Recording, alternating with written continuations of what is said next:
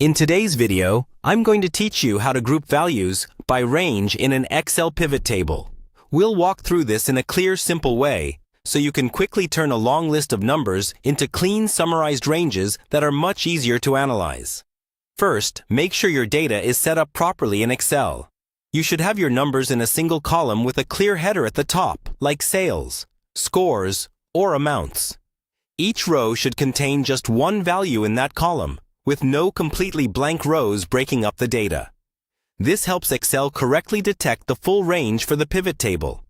Next, click anywhere inside your dataset, then go to the Insert tab on the ribbon and choose Pivot Table. In the dialog box that appears, confirm that Excel has selected the full range of your data. You can usually leave the table range as it is. Decide whether you want your pivot table in a new worksheet or the existing one.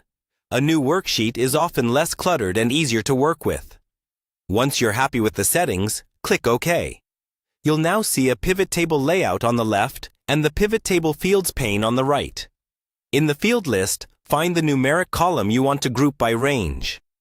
Drag that field into the rows area. If you'd also like to summarize something, like counting how many records fall into each range or summing amounts, drag that same field or another related field into the values area. By default, Excel might summarize numbers with a sum or count, which you can adjust later if needed.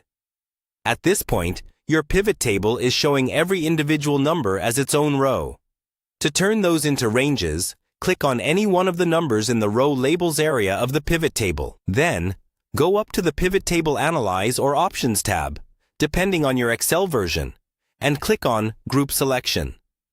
A grouping dialog box will appear. Here, you'll see three key settings: starting at, ending at, and by. Excel will usually suggest a start and end based on your data. The important part is the by value, which controls the size of each range. For example, if you want ranges of 0 to 9, 10 to 19, 20 to 29, set by to 10. If you prefer 0 to 100, 100 to 1, 200, and so on, set by to 100. Adjust these values until they match the kind of grouping you want. Then click OK. Your pivot table will now show your numbers grouped into clean ranges, with the values area summarizing each group. You can further format the numbers, rename headers, or add filters to refine your view, but the core grouping is now done and ready for analysis.